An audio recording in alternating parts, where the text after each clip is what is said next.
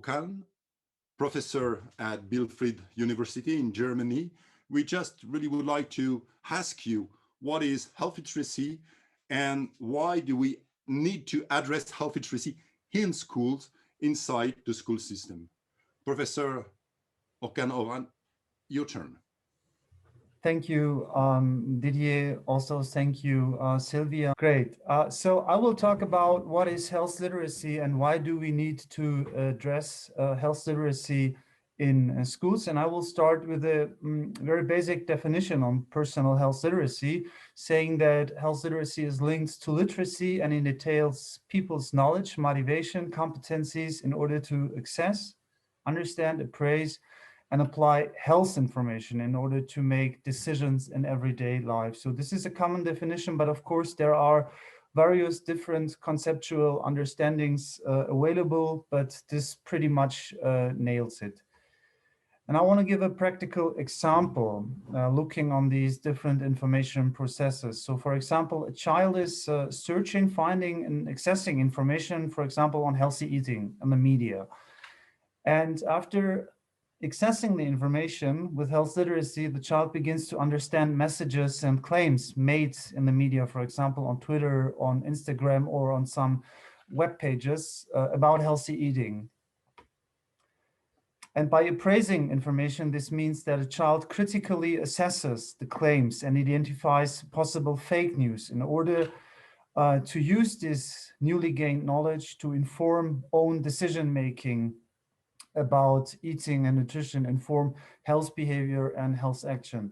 But this, I call it personal health literacy on top, has always to be seen in the context of the wider environment. So health literacy is always embedded within a social environment of the child, and the conditions, the pre-existing conditions in an environment have an impact on how or how not a child in adolescence can apply health literacy, which is displayed with this figure.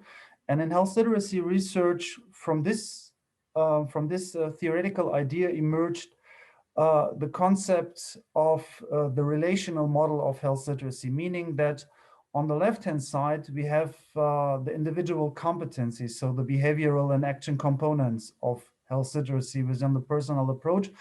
And they have to meet on the right-hand side the structures, conditions, and the determinants of health and the so-called organizational approach in order to ensure the best health outcomes and the best health literacy action. And in this context, besides personal health literacy, over the years emerged the concept of organizational health literacy, which means that this is the degree to which an organization, for example, such as a school, equitably enables individuals, in this case children, to access, understand, appraise, and apply health information to make judgments in everyday life. So you see, we have on the one hand the personal approach and on the other hand the organizational approach, both of which have to be considered jointly in order to get the best results.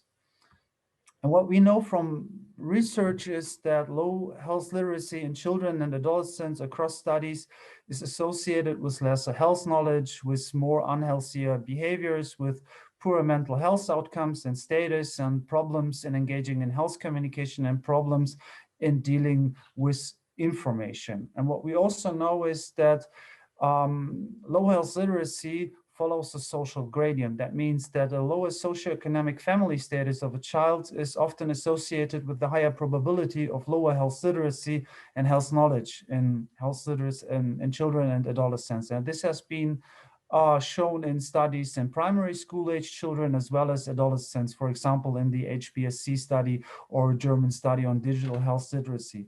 And for more information on these issues, you can, of course, access the books that I just displayed here, the International Handbook and the New Approaches to Health Literacy. And when we look on health literacy in the time of COVID-19, which of course is the current crisis situation that is accompanying us for the past 12 months. What is health literacy good for in this context? And I would say that health literacy enables children and adolescents to participate in risk and health communication about the coronavirus. They can acquire and use knowledge about the coronavirus. They can understand and apply the behavioral recommendations given by the public health authorities, the health ministries, or the health education agencies of governments. They can access and evaluate claims made about coronavirus and COVID-19 on social media, internet, on other media channels. And very importantly, they can, through health literacy, recognize fake news, disinformation, and misinformation, which is a very serious concerns, which that the last year has shown us, because we have the problematic infodemic, and health literacy can be used by children and adolescents to navigate this infodemic. And the question is, what is the infodemic? It is not a new term. Actually, it was introduced back in 2003 during the first SARS-CoV outbreak in China. And it means infodemic is the short for information epidemic. And it means that there is an overabundance of specific information on a specific topic. And some of this information may be right, others might be not, might be like fake news or misinformation. And they are often also accompanied by conspiracy theories and false claims, which we can, for example, see on especially on Twitter, but also on other social media challenges where channels where we have lots of conspiracy theorists spreading information that the virus was fabricated in a laboratory, etc., etc. And these information environments can be overwhelming to people, so making it very difficult to take the right decision. And this leads to problems, for example, in dealing with this kind of information, which is why health literacy is important. And a recent study in Germany on the infodemic in adolescents and children found that children and adolescents report to encounter lots of fake news on the internet and social media, especially on the false claims regarding the coronavirus. And they in particular expressed their wish that this topic of fake news and health literacy is being addressed in schools, meaning that this is a new topic and which is not covered in schools yet, or not in a systematic way as it deserves to be. And when we look on health literacy in schools in the past year, we have undertaken some evidence synthesis on the evidence available on health literacy in schools, and published, for example, with the Schools for Health in Europe network, the state of the art on health literacy in schools, or with the International Health Literacy Network, the concept paper covering broad aspects on health literacy in the school settings. And we were able to identify some challenges and barriers across these approaches. First of all, although health literacy has been out there for a couple of decades, it is a relatively new concept to schools in a systematic way. In almost no country there is a mandatory curriculum or any educational policies ensuring that health literacy is addressed in schools. Of course, you will learn some exceptions in the following presentations.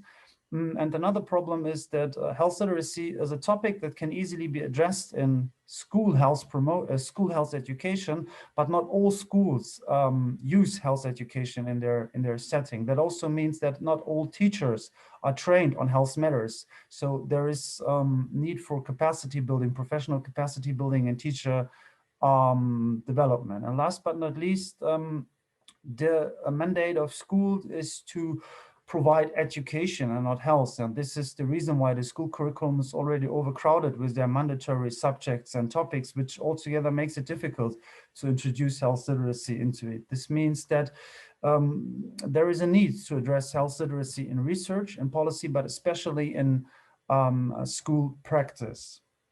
And on my final slide, I will show you an intervention framework for health literacy. And I have outlined this area, the school-aged area, where I believe that some critical components that needs to be in place in order to successfully address health literacy in schools. For example, we need a whole school approach like the health promoting school framework. And especially COVID has shown us that there is a significant lack in the infrastructures, especially in the digital infrastructure and software, homeschooling, online learning, etc., that needs to be addressed.